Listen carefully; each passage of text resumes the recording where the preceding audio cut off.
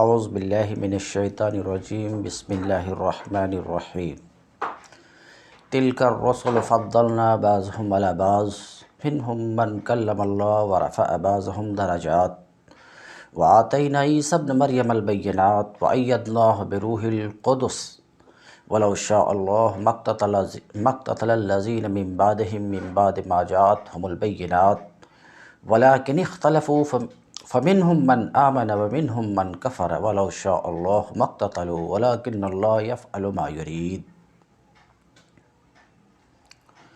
باب العلم انواریہ educational society و جامعہ انواریہ حیدرآباد انڈیا کے زیر اہتمام بفضلہ تعالی جلالین سورہ بقرہ کا درس قسطوار جاری ہے۔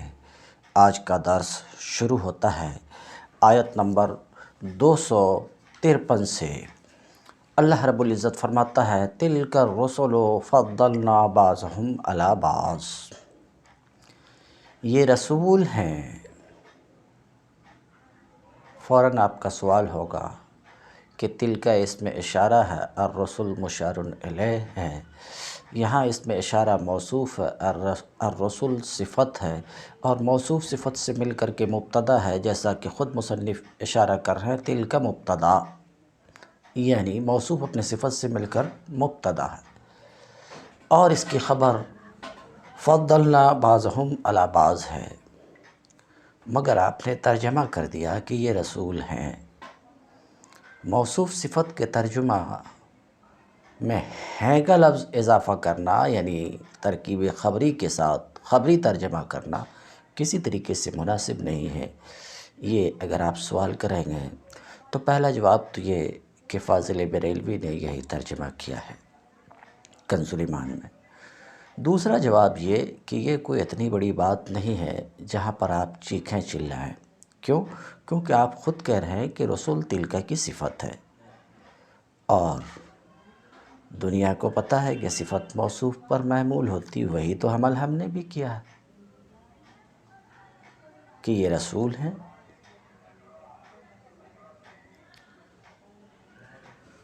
یہ رسول ہیں تلک الرسل۔ اب آگے بڑھنے سے پہلے چونکہ آیت لمبی ہے اس لیے کاٹ کاٹ کے گفتگو کرنی پڑے گی، ورنہ عادت کے مطابق پوری آیت کا ترجمہ ایک مرتبہ میں کرتا تھا، یہ آیت لمبی ہے۔ تلک اس میں اشارہ ہے، یہاں مشار الیہ کون ہے؟ یہ رسول ہیں، اسے اشارہ کن کی طرف کیا جا رہا ہے؟ دو قول۔ ایک تو یہ ہے کہ یہ یہاں تلک سے اشارہ ان حضرات رسول کی طرف ہے، ان حضرات مرسلین کی طرف ہے جن کا ذکر ٹھیک اس سے متصل اس سے پہلی والی آیت انک لمن المرسلین میں ہوا، ان کی طرف اشارہ ہے۔ ایک قول یہ۔ ایک دوسرا قول جس کو جلالین کے محشی نے نقل کیا ہے مدارک کے حوالے سے کہ تلک الرسل، یہاں تلک سے اشارہ ان انبیاء کی طرف ہے جن کا ذکر اس سورہ میں اب تک ہوا، یعنی آدم علیہ السلام سے لے کر داؤد علیہ السلام تک۔ اس سورہ میں آپ نظر کریں گے تو آدم علیہ السلام سے داؤد علیہ السلام تک کا ذکر ہوا، تو صاحب مدارک کہتے ہیں کہ تلک الرسل میں اشارہ ان انبیاء کرام کی طرف ہے۔ تلک الرسل میں اشارہ کن کی طرف ہے؟ ان انبیاء کرام کی طرف ہے جن کا ذکر اس سورہ میں ہوا، یعنی آدم علیہ السلام سے لے کر داؤد علیہ السلام تک۔ ابھی ایک درس پہلے تک داؤد علیہ السلام کا ذکر ہوا ہے، اس سے پہلے ہی داؤد علیہ السلام کا ذکر گزرا ہے، تو آدم علیہ السلام سے لے کر داؤد علیہ السلام تک جس قدر انبیاء تشریف لائے جن کا ذکر اس سورہ میں ہے، ان کی طرف تلک الرسل سے اشارہ ہے ایک دوسرا قول۔ تو آپ سمجھ گئے ہوں گے کہ تلک الرسل سے اشارہ کن کی طرف ہے۔ اس میں مفسرین کے دو اقوال نظر آتے ہیں۔ پہلا یہ کہ اشارہ اسی کی طرف، ان مرسلین کی طرف ہے جو ٹھیک اس سے پہلے والی آیت میں مذکور ہے، انک لمن المرسلین، پہلا قول۔ دوسرا قول، اشارہ حضرت آدم علیہ السلام سے لے کر حضرت داؤد علیہ السلام تک وہ انبیاء ہیں جن کا ذکر اس سورہ میں اب تک ہوا، اب سے پہلے تک ہوا، اب تک ہوا، ان کی طرف اشارہ ہے۔ تو بات اس بات کے واضح ہونے کے بعد کہ تلک الرسل سے اشارہ یا تو ان کی طرف ہے جو پہلی والی آیت میں المرسلین ہیں، یا آدم علیہ السلام سے لے کر داؤد علیہ السلام تک وہ انبیاء جن کا ذکر اس سورہ میں ہوا ان کی طرف اشارہ ہے۔ اس بات کے واضح ہونے کے بعد ہم آگے بڑھتے ہیں۔ تلک الرسل، یہ رسول ہیں، فضلنا بعضهم علی بعض، کہ ہم نے ان میں ایک کو دوسرے پر افضل کیا۔ ہم نے ان میں ایک کو دوسرے پر افضل کیا۔ ان میں کن میں؟ فضلنا بعضهم علی بعض، رسل میں بعض رسل کو بعض پر افضل کیا۔ یہ آیت اور اس آیت کا یہ ٹکڑا تلک الرسل فضلنا بعضهم علی بعض عبارت النص کے طریقے سے اس بات پر دال ہے، عبارت النص سے اس بات کو بتا رہی ہے کہ انبیاء اور رسول میں تفضیل جائز ہے، تحقیر جائز نہیں ہے۔ کسی نبی کی، کسی رسول کی تحقیر جائز نہیں ہے، مگر تفضیل جائز ہے۔ یہ آیت اسی بات کو بتانے کے لیے لائی گئی ہے، یہ آیت اسی بات کو بتانے کے لیے لائی گئی ہے کہ رسولوں میں سے بعض کو بعض پر ہم نے فضیلت دی، رسولوں میں سے بعض کو بعض پر بڑھ چڑھ کر مرتبے دیے، بعض کو بعض پر ترجیح دی۔ تفضیل کے معنی میں یہ سب ہیں، فضل یفضل تفضیل، ترجیح دینا، فضیلت دینا، بڑھ چڑھ کر مرتبہ دینا، یہ سب اس کے معنی ہیں۔ تو یہ آیت عبارت النص کے طور پر دلالت کر رہی ہے کہ تفضیل بین الرسل والانبیاء یہ جائز ہے، اور عبارت النص کے طور پر دال ہے کہ بعض رسل بعض سے افضل ہیں۔ عبارت النص کے طور پہ یہ آیت اس بات کو بتا رہی ہے کہ رسل اور انبیاء میں بعض کا درجہ اور مرتبہ اونچا ہے بعض دوسرے کے بنسبت، یعنی ان رسل میں تفضیل جائز و درست ہے۔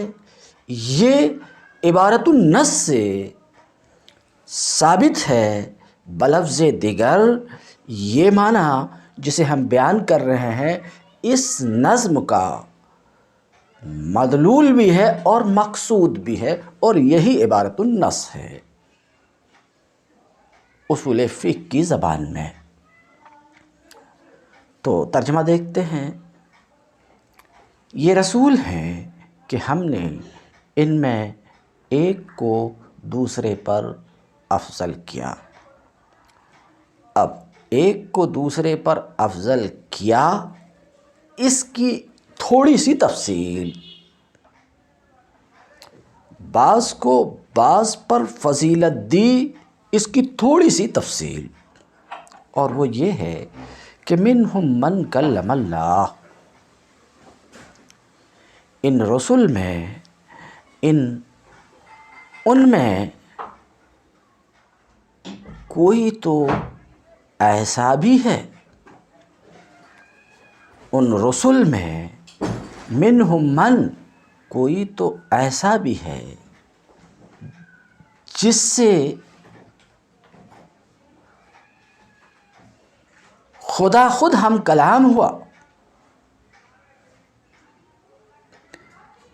ایک علمی گفتگو کے بعد اس بات کی طرف آگے بڑھے، آپ کہیں گے من اسم موصول ہے، کلم اللہ صلہ ہے، صلہ جملہ ہے، اور جملہ مستقل ہوا کرتا تو کسی عائد کا ہونا ضروری ہے، یہاں تو عائد نہیں ہے، جواب محذوف ہے، اے کلمہ اللہ۔ ان رسولوں میں کوئی تو ایسا بھی ہے جس سے خود خدا ہم کلام ہوا۔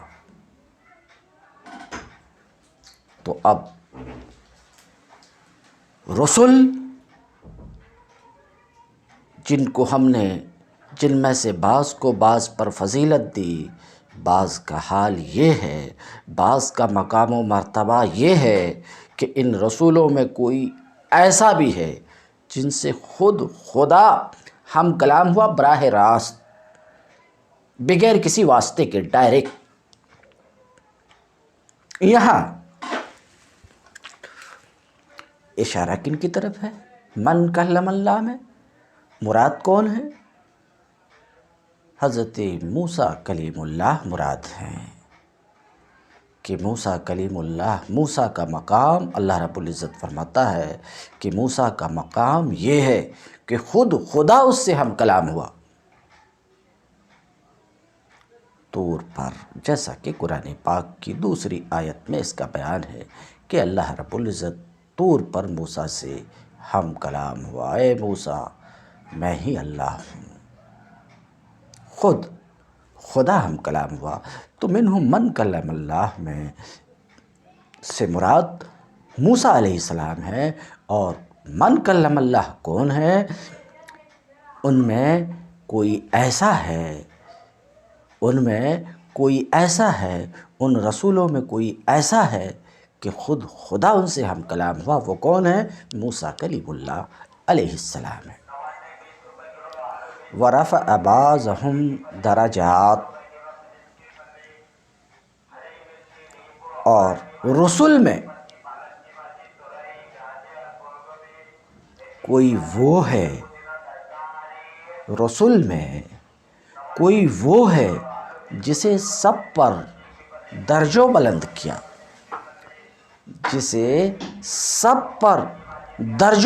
کیا، وہ کون ہے؟ ابھی مصنف کی طرف سے تصریح آئے گی، وہ محمد مصطفیٰ صلی اللہ علیہ وسلم ہے، حضور پر نور سید انبیاء محمد صلی اللہ علیہ وسلم ہے، کہ آپ کو بدرجات کثیرہ تمام انبیاء علیہ السلام پر اللہ تعالیٰ نے افضل کیا ہے، اور اس بات پر کہ آپ ساری مخلوقات میں سب سے افضل ہیں، تمام انبیاء اور رسول میں سب سے افضل ہیں۔ اس بات کی ایک دلیل تو یہی وَرَفَعَ بَعْضَهُمْ درجات، رفع بعضہم کہ کوئی وہ ہے جسے سب پر درجوں بلند کیا۔ اس بات کی ایک دلیل تو یہ آیت ہے۔ دوسری بات، اس پر پوری امت کا اجماع ہے کہ ساری مخلوقات میں، تمام انبیاء اور رسل میں سب سے افضل حضور پر نور سید عالم محمد مصطفیٰ صلی اللہ علیہ وسلم ہے، اور بکثرت احادیث سے ثابت ہے اب رہی بات یہ کہ اس آیت کے اس ٹکڑے میں ورفع بعضهم، آپ صلی اللہ علیہ وسلم کے نام کی تصریح نہیں ہے۔ اس آیت میں رفعت مرتبت کا بیان فرمایا گیا ہے، ورفع بعضهم درجات، نام مبارک کی تصریح نہیں کی گئی۔ اس سے بھی حضور علیہ السلام کی علو شان کا اظہار مقصود ہے۔ کیوں؟ کیونکہ کھلی ہوئی بات ہے، کسی ذات کی طرف کنایہ کرنے میں جو اس کی تعظیم ہے وہ صاف طور سے اس کے نام لینے میں وہ تعظیم نہیں ہے، تو صاف طور سے نام کی تصریح نہیں کی گئی۔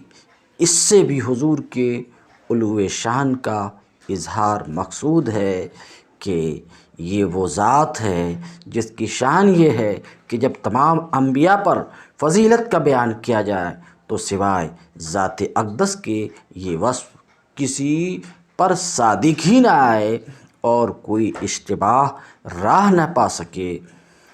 حضور علیہ السلام کی وہ خصائص و کمالات، نبی کریم صلی اللہ علیہ وسلم کے وہ خصائص و کمالات جن کی طرف بھی مصنف اشارہ کریں گے، جن میں آپ تمام انبیاء پر فائق و افضل ہیں اور آپ کا کوئی شریک نہیں، بے شمار ہیں۔ قرآن کریم میں یہ ارشاد ہوا وَرَفَعَ بَعْضَهُمْ درجات، درجوں بلند کیا۔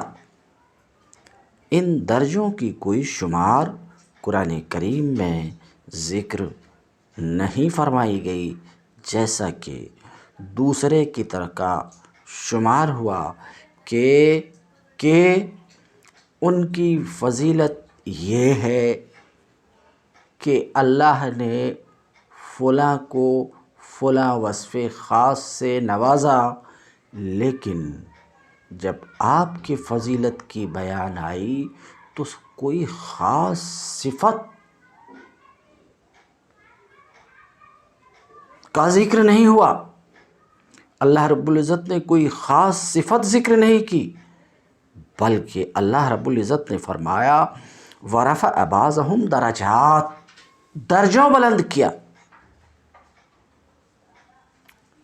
آپ یہ تصریح ہے اس بات میں کہ آپ کی افضلیت کسی خاص ایک وصف میں نہیں ہے،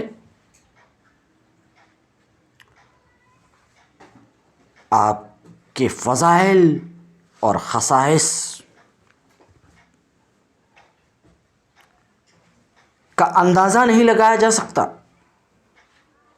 بے شمار خصائص آپ صلی اللہ علیہ وسلم کے اور فضائل ہیں، اسی لیے تو یوں کہا گیا رفع بعضهم درجات، رفع بعضهم درجات، درجوں بلند کیا۔ اب چونکہ آپ کے خصائص بہت ہیں، دو ایک تبرکاً ذکر کیا جاتا ہے۔ آپ کے خصائص میں سے یہ ہے کہ آپ صلی اللہ علیہ وسلم کی رسالت عامہ ہے، تمام کائنات آپ کی امت ہے، تمام کائنات آپ کی امت ہے۔ اللہ تعالیٰ نے خود فرمایا، اللہ رب العزت خود فرماتا ہے وَمَا أَرْسَلْنَاكَ إِلَّا كَافَّةً لِلنَّاسِ بَشِيرًا وَنَذِيرًا۔ دوسری آیت میں اللہ رب العزت فرماتا ہے لِيَكُونَ لِلْعَالَمِينَ نَذِيرًا، تمام کائنات آپ کی امت ہے اور آپ تمام کائنات کی طرف نذیر بنا کر کے بھیجے گئے ہیں۔ مسلم شریف کی حدیث میں ارشاد ہوا ارسلت الی الخلائق کافہ، ارسلت الی الخلائق کافہ، ساری مخلوقات کی طرف رسول بنا کر مجھے بھیجا گیا ہے۔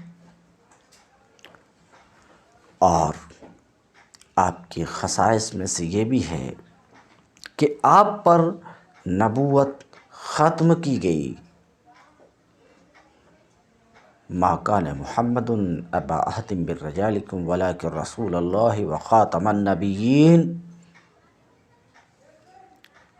قرآن پاک میں آپ کو خاتم النبیین فرمایا، حدیث شریف میں ارشاد ہوا ختم بالنبیون،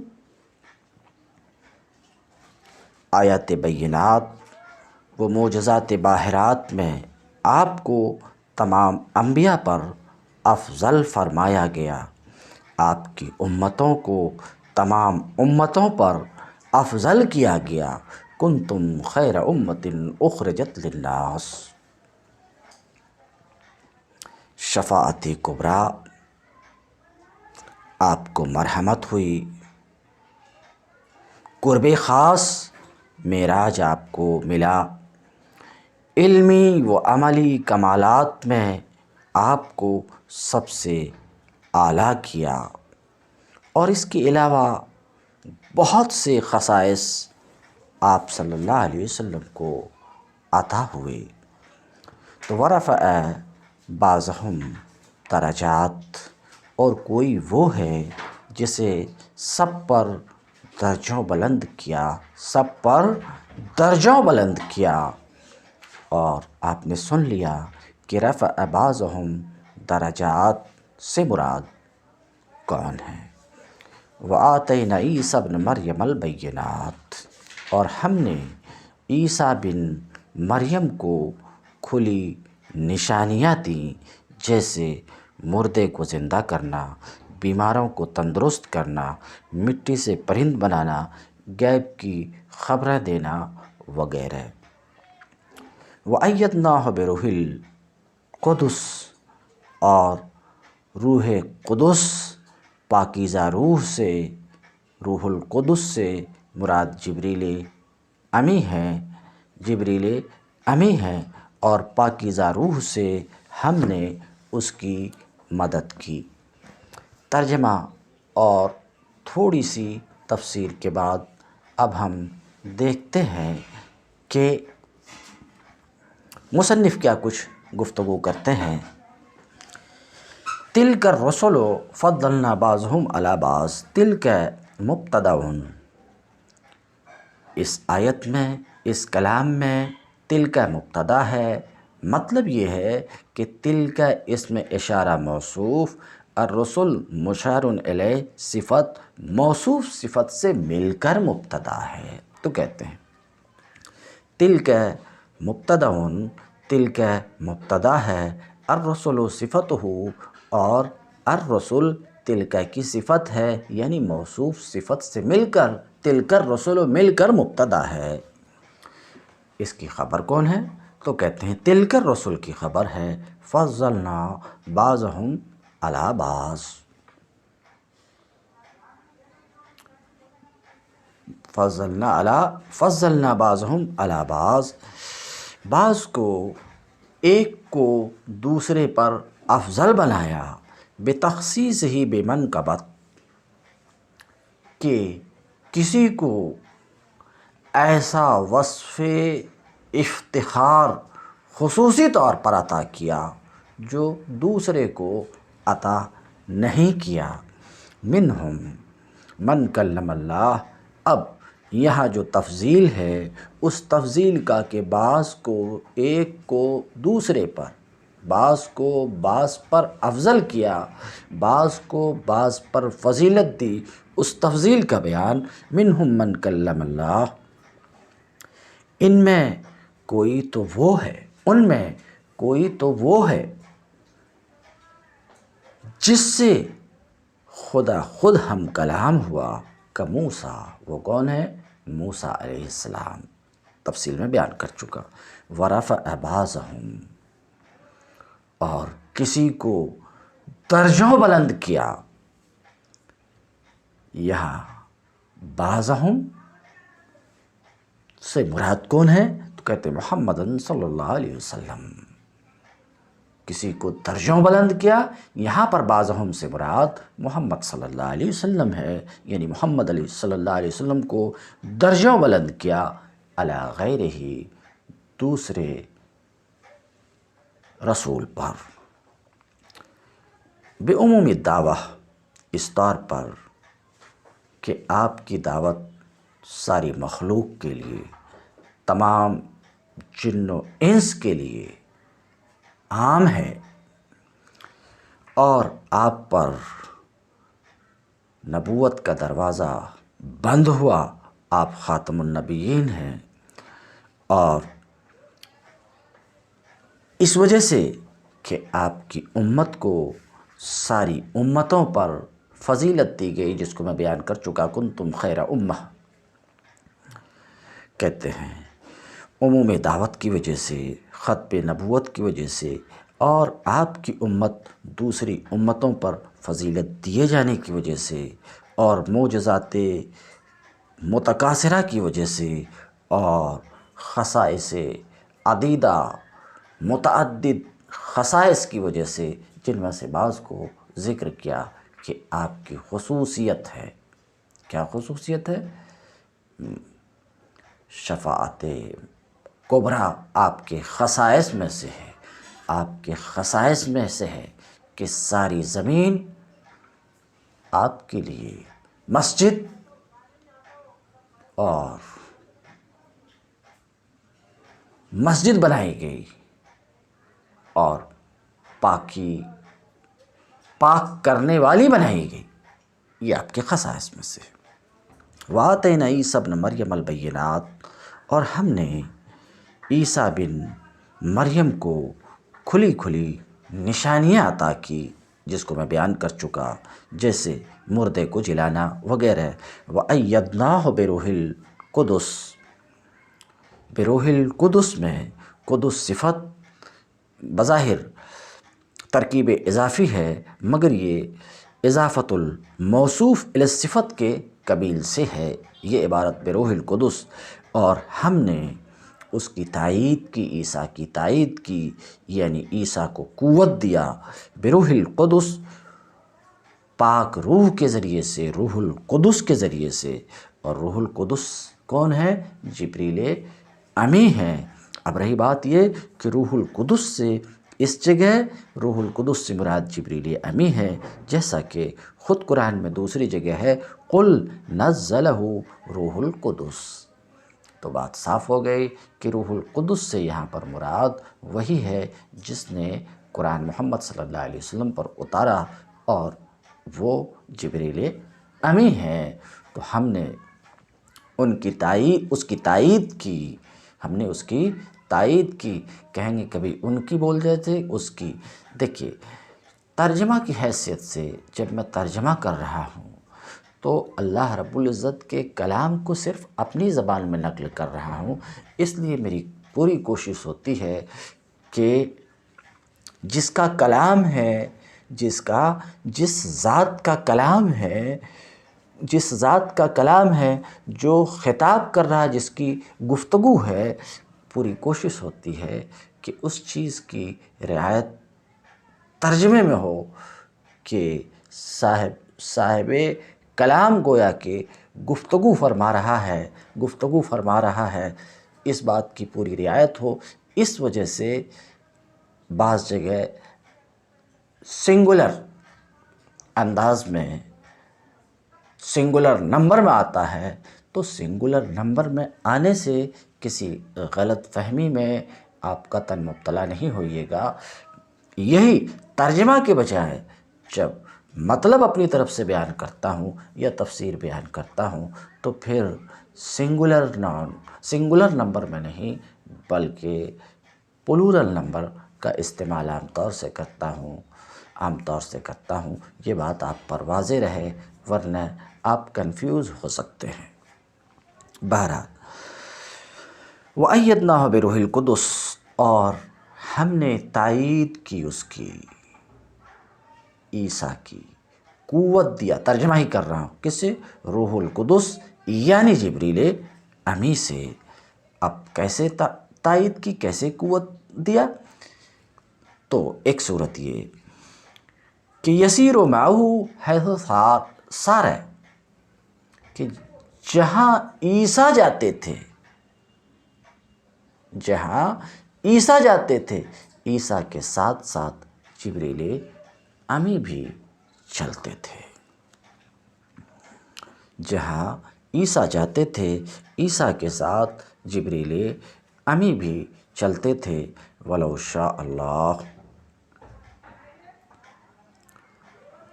مَا اقْتَتَلَ الَّذِينَ مِن بَعْدِهِم مِّن بَعْدِ مَا جَاءَتْهُمُ الْبَيِّنَاتُ، اگر اللہ چاہتا تو ممکن نہ تھا کہ ان رسولوں کے بعد جو لوگ روشن نشانیاں دیکھ چکے تھے وہ آپس میں لڑتے۔ وَلَوْ شَاءَ اللَّهُ مَا اقْتَتَلَ، وَلَوْ شَاءَ اللَّهُ، اگر اللہ چاہتا، مَا اقْتَتَلَ، تو ممکن نہ تھا، مَا اقْتَتَلَ الَّذِينَ مِن بَعْدِهِم، کہ ان رسولوں کے بعد، من بعدہم، ان رسولوں کے بعد، من بعد ما جاءتہم البینات، جو لوگ روشن نشانیاں دیکھ چکے تھے، جن کے پاس روشن نشانیاں آ چکی تھی، ممکن نہ تھا کہ اقتتل، وہ آپس میں لڑتے۔ وَلَٰكِنِ اخْتَلَفُوا، ولیکن، لیکن، مگر، یعنی اللہ کی مشیت یہ نہ تھی کہ وہ لوگوں کو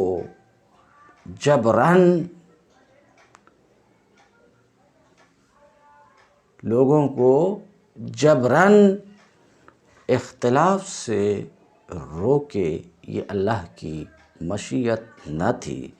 اس وجہ سے اختلافو، انہوں نے باہم اختلاف کیا۔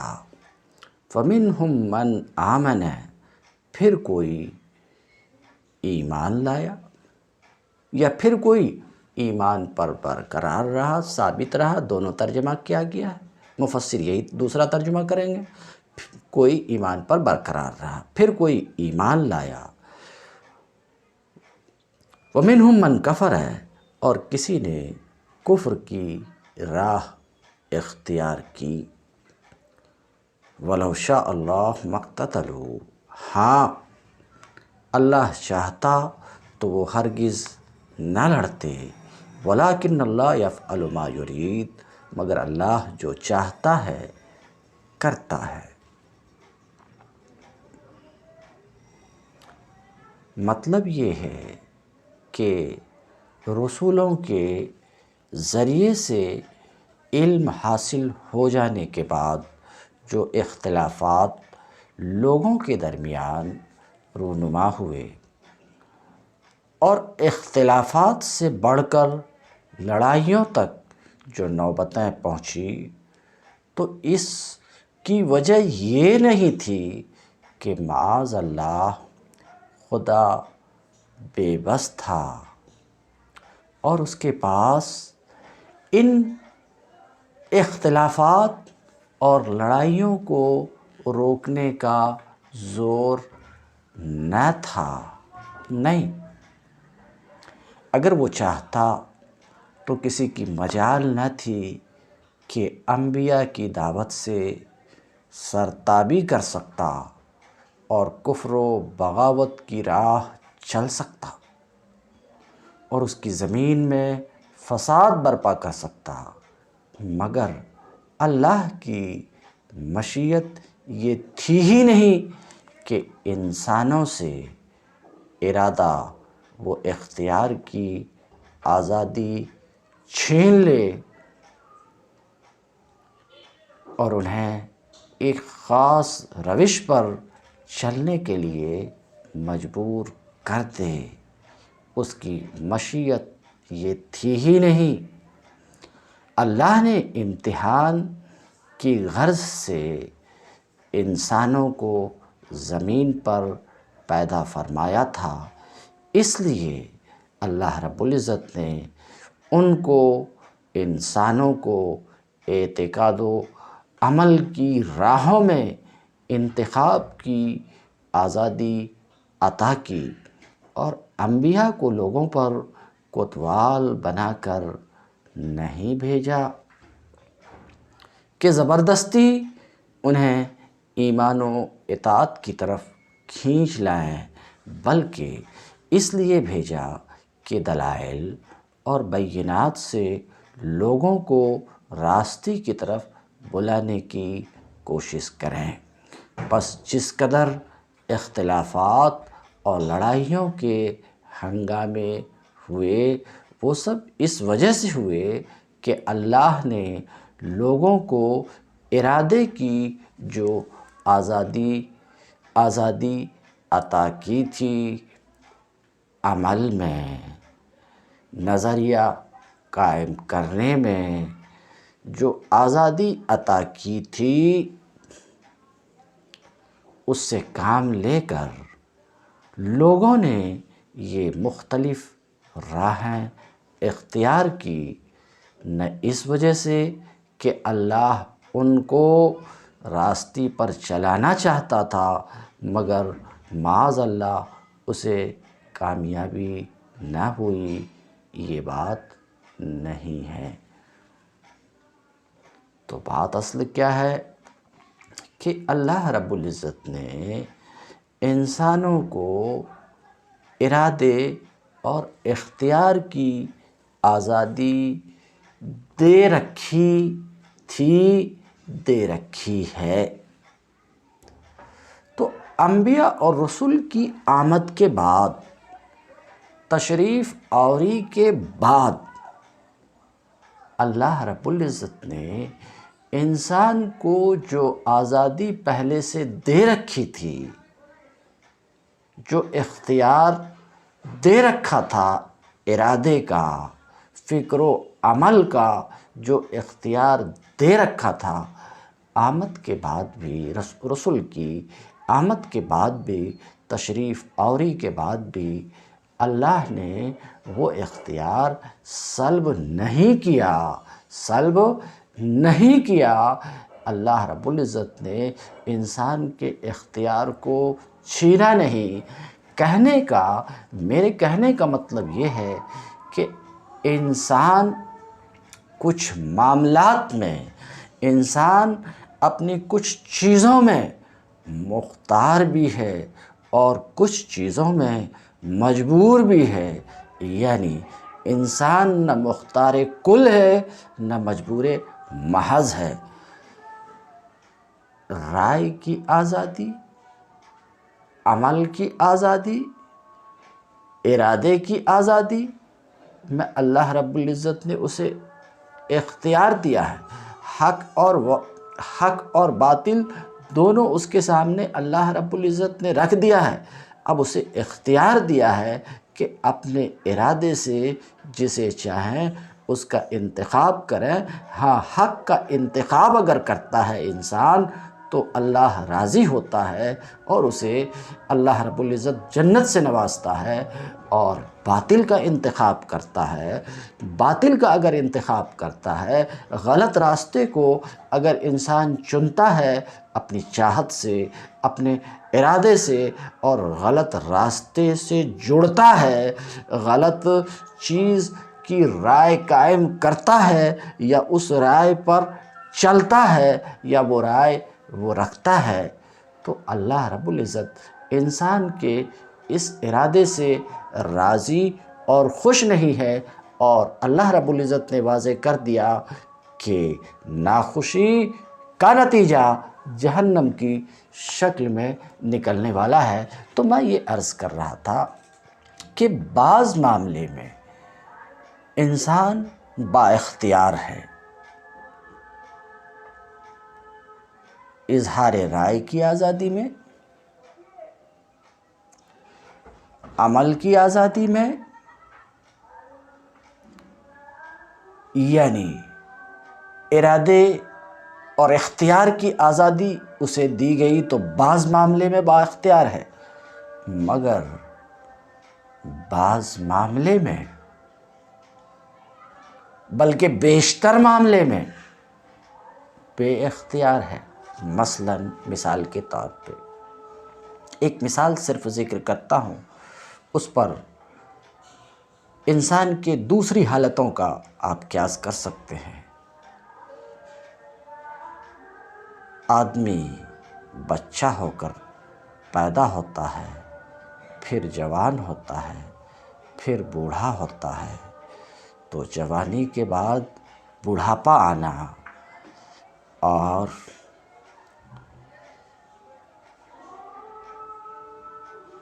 اچھی جلد کے بعد سکڑی ہوئی جلد کا ہونا، المختصر جوانی کے بعد بڑھاپا کا آنا، قوت کے بعد کمزوری کا آنا، یہ کہ آدمی جوان ہوتا ہے، جوان سے بوڑھا ہوتا ہے، مضبوط سے کمزور ہوتا ہے، تندرست سے بیمار ہوتا ہے، تو جوانی اور بڑھاپے میں با اختیار نہیں ہے، ورنہ کون جوان بوڑھا ہونا چاہتا تھا؟ اسی طریقے سے جوانی میں جلد پرکشش ہوتا ہے، ٹائٹ ہوتا ہے، اور پھر رفتہ رفتہ یہ جلد کی سختی اور یہ جو کھال کسی ہوئی تھی یہ ڈھیلی پڑ جاتی ہے۔ قوت جو جوانی میں مضبوط تھی رفتہ رفتہ کم ہوتی جاتی ہے۔ یہ جوانی سے بڑھاپا، قوت سے ضعف، صحت سے مرض، یہ انسان کے اختیار میں نہیں۔ تو بعض معاملات میں انسان غیر مختار ہے، مجبور ہے، بلکہ بیشتر معاملات میں مجبور ہے، مگر کچھ معاملے میں اللہ رب العزت نے اسے اختیار بھی دیا ہے۔ اچھے اور خراب کے انتخاب کا اللہ رب العزت نے بندے کو اختیار دیا ہے، صحیح اور غلط کے چننے کا بندے کو اختیار دیا ہے۔ اسی اختیار دیے جانے کی وجہ سے لوگوں میں اختلافات رونما ہوئے، تو اختلافات کا رونما ہونا انبیاء کے آمد کی وجہ سے نہیں ہے، کتابوں کی آمد کی وجہ سے نہیں ہے، یا انبیاء اور کتب الہیہ کی تبلیغ اور اس کی بلاغت میں کمی کی وجہ سے نہیں ہے، بلکہ لوگوں کے اپنی رائے کی وجہ سے اختلافات ہوتے رہے ہیں، ہوتے رہتے ہیں۔ تو جس قدر اختلافات ہوتے رہے اور ہو رہے ہیں اور ہوتے رہیں گے، یہ وہی آزادی رائے، آزادی انتخاب کا نتیجہ ہے کہ یہ اختلافات ہوتے رہے، مگر ان سب کے آمد کے باوجود، انبیاء و رسول اور کتب کی آمد کے باوجود اختلافات کا ہوتا رہنا، اختلافات سے بڑھ کر لڑائیوں کا ہوتے رہنا، ماضی میں بھی، حال میں بھی اور مستقبل میں بھی یہ سلسلہ چلتے رہنے سے یہ سمجھا جانا کہ اللہ مجبور ہے یہ بالکل ہی غلط سوچ ہے کہ اللہ کی چاہت تو یہ تھی کہ کسی قسم کا کوئی اختلاف نہ ہو، مگر اس کے چاہنے کے باوجود اختلافات ہوتے رہے اور ہو رہے ہیں، جبکہ اللہ کی چاہت یہ کہ اختلافات نہ ہوں، تو معاذ اللہ مجبور ہے۔ یہ سوچ غلط ہے۔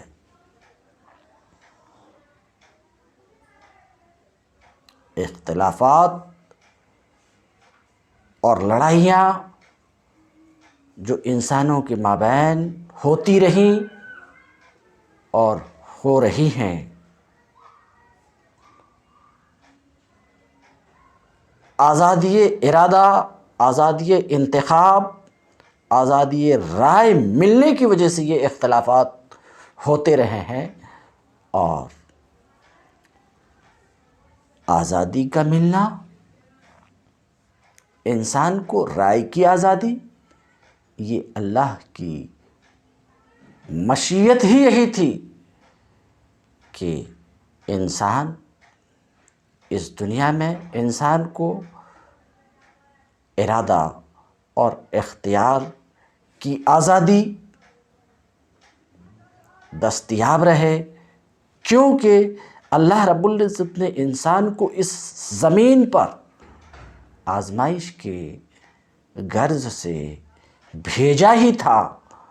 تو اگر یہ آزادی اسے نہ ہوتی اور انسان آٹومیٹک مشین کی طرح ہوتا، تو پھر آزمائش کس بات کی ہوتی؟ تو یہ بات جو میں عرض کر رہا تھا، جس کا حاصل یہ کہ اللہ کے چاہنے سے ہی سب کچھ ہوتا، یہ ایک حقیقت ہے۔ اس کے چاہے بغیر کچھ نہیں ہوتا۔ تو یہ صحیح ہے کہ اختلافات اور لڑائیاں بھی اس کی چاہت کے تحت ہی ہوئی، مگر یہاں اختلافات اور لڑائیاں جو بندوں اور انسانوں کے مابین ہوئی، اس کی ذمہ داری اللہ رب العزت پہ ڈالا جانا یہ اس وجہ سے درست نہیں ہے کہ اختلافات اس لیے ہوئے انسانوں کے مابین کہ ارادہ اور اختیار کی اسے آزادی دی گئی تھی، اور اس آزادی کا کچھ انسانوں نے غلط استعمال کیا۔ تو آزادی کا غلط استعمال کرنے کی وجہ سے، ارادہ اور اختیار کا غلط استعمال کرنے کی وجہ سے اختلافات ہوئے۔ تو اختلافات جو انسانوں کے بیچ ہوئے، لڑائیاں جو انسانوں کے بیچ لڑی گئی، یہ جو لڑی گئی یہ کس وجہ سے ہوئے؟ یہ جو اختلافات ہوئے ارادہ اور اختیار کے غلط استعمال کرنے کی وجہ سے، اور ارادہ اور اختیار کا غلط استعمال کچھ انسانوں نے کیا۔ تو ظاہر سی بات ہے کہ ذمہ دار اختلافات اور لڑائیوں کے ذمہ دار وہ انسان ہی ہیں جنہوں نے اختیار، ارادہ اور آزادی کا غلط استعمال کیا، نہ کہ اللہ رب العزت۔ اب دیکھتے ہیں مصنف کیا کچھ گفتگو کرتے ہیں۔ وَلَوْ شَاءَ اللَّهُ مَقْتَتَلَ الَّذِينَ مِن بَعْدِهِمْ ترجمہ کر چکے۔ اگر اللہ چاہتا، ہدی الناس، یہ ہدی الناس سے مصنف ہدی الناس سے اشارہ کرنا چاہ رہے ہیں کہ شاء کا مفعول محذوف اور مقدر ہے، سمجھ رہے ہیں، اور وہ ہدی الناس ہے۔ کیا مطلب؟ کیا کہنا چاہ رہے ہیں کہ شاء کا مفعول یعنی مشیت کا مفعول محذوف ہے، اور وہ ہدی الناس ہے، یعنی اللہ اگر تمام لوگوں کی ہدایت کو چاہتا، میری جو تقریر تھی وہ تقریر ہو چکی ہے، اب جو بولوں گا مصنف جو کچھ سمجھانا چاہ رہے ہیں اس کے مطابق بولوں گا۔ ہاں کہیں پر اگر ان کی کسی بات سے صراحتاً مخالفت ہوگی تو اسے بھی انشاءاللہ ظاہر کروں گا، جیسے اسی مقام پر۔ تو ولو شاء اللہ کے بعد ہدی الناس جمیعا، مصنف کی غرض اپنی اس عبارت سے اشارہ کرنا ہے، مصنف کا مقصد، مفسر کا مقصد اپنی اس عبارت سے اشارہ کرنا ہے کہ مشیت کا مفعول محذوف ہے اور وہ ہدی الناس جمیعا ہے۔ یہ مقصد ہے مصنف کا اس عبارت سے، مگر مصنف کا جو مقصد ہے کہ مشیت کا مفعول محذوف ہے اور وہ ہدی الناس جمیعا ہے، یعنی اللہ اگر تمام انسانوں کو ہدایت دینا چاہتا، مومن بنانا چاہتا، یہ ایسا بول رہے ہیں کہ مشیت کا مفعول جو محذوف ہے وہ ہدی الناس ہے، محشی اس سے راضی نہیں ہے کہ جو کچھ یہاں عبارت میں ہے، عبارت سے یہ بات، اللہ رب العزت کے کلام سے یہ بات لازم نہیں آتی کہ جو محذوف ہے وہ ہدی الناس ہے، بلکہ جو مقدر ہے وہ عدم اقتتالہم ہے۔ کس دلیل سے؟ مقتتلہ کی دلیل سے۔ تو بہتر یہ ہے کہ یوں کہا جائے تقدیر کے سلسلے میں کہ فلو شاء اللہ عدم اقتتالہم، مقتتلہ کی وجہ سے اگر اللہ چاہتا انسانوں کے باہمی نہ لڑنے کو، اللہ چاہتا کہ انسان آپس میں نہ لڑیں، تو اگر مقدر ہی ماننا ہے اور مقدر عبارت میں تو وہ ہدی الناس جمیعا یہ نہیں بلکہ عدم اقتتالہم۔ تو عبارت اب یوں بنے گی فلو شاء اللہ مقتتل الذین، یعنی فلو شاء اللہ عدم اقتتالہم مقتتلوا، اگر اللہ چاہتا کہ لوگ آپس میں لڑائی نہ کریں، مقتتلوا تو ممکن نہیں تھا کہ لوگ آپس میں لڑائی کرتے، بہی طور کہ اللہ سب کو رسول کی اتباع پر تمام انسانوں کو متفق کر دیتا۔ کہتے ہیں مقتتل الذین، تو لڑائی نہیں کرتے آپس میں، الذین من بعدہم، وہ لوگ جو انبیاء کے بعد ہوئے، انبیاء کے بعد کہتے ہیں من بعدہم اے بعد الرسل، رسل کے بعد، اممہم سے یہ تفسیر ہے الذین کی، یعنی انبیاء کے بعد انبیاء کی قومیں، امتیں، انبیاء کے بعد انبیاء کی امتیں کیا کرتی؟ مقتتل، لڑائی نہیں کرتی باہم آپس میں، کہتے ہیں۔ تو اممہم یہ الذین کی تفسیر ہے۔ من بعد ما جاءتہم البینات، کھلی نشانیاں ان کے پاس آ جانے کے بعد، امتوں کے کھلی نشانیوں کو دیکھ لینے کے بعد، رسول کے بعد ان کی قومیں آپس میں لڑائی نہیں کرتی۔ لاختلافہم، کہتے ہیں ان کے اختلاف کرنے کی وجہ سے، لاختلافہم اقتتل سے متعلق ہے، یعنی آپس میں جو لڑائیاں ہوئی ان لڑائیوں کا سبب ان کا اختلاف ہے، اختلاف کی وجہ سے، ان کے اختلاف کی وجہ سے، اور بعض کی تدلیل کی وجہ سے، بعض کو گمراہ قرار دینے کی وجہ سے کیا ہوئی؟ آپس میں ان کے درمیان، آپس میں انسانوں کے درمیان لڑائیاں ہوئیں۔ ولیکن اختلفوا، مگر اللہ کی مشیت یہ نہ تھی کہ جبراً لوگوں کو اختلاف سے روک دے، یہ مشیت نہ تھی، مگر لوگوں نے اختلاف کیا لمشیت ذالک، تو یہ اختلاف جو لوگوں کے بیچ ہوا اللہ کے چاہنے کی وجہ سے ہوا۔ کیوں؟ اس کی تفصیل میں بیان کر چکا۔ فَمِنْهُمْ مَنْ آمَنَ، تو ان میں سے کچھ ایمان لایا، یعنی انبیاء کے بعد جن قوموں کے درمیان اختلافات ہوئے، کچھ ایمان لائے یعنی کچھ ایمان پر ثابت قدم رہے، اور ان میں سے کچھ کفر کی روش اختیار کی، جیسے کہ نصارہ مسیح علیہ السلام کے جانے کے بعد کچھ ایمان پر قائم رہے اور کچھ کافر ہو گئے۔ وَلَوْ شَاءَ اللَّهُ مَا اقْتَتَلُوا، اگر اللہ چاہتا تو آپس میں لڑائی نہ کرتے۔ کہتے ہیں یہ تاکید ہے، وَلَٰكِنَّ اللَّهَ يَفْعَلُ مَا يُرِيدُ، لیکن اللہ جو چاہتا ہے کرتا ہے، یعنی جسے چاہتا ہے توفیق دیتا ہے اور جسے چاہتا ہے توفیق نہیں دیتا ہے۔ تم الدرس۔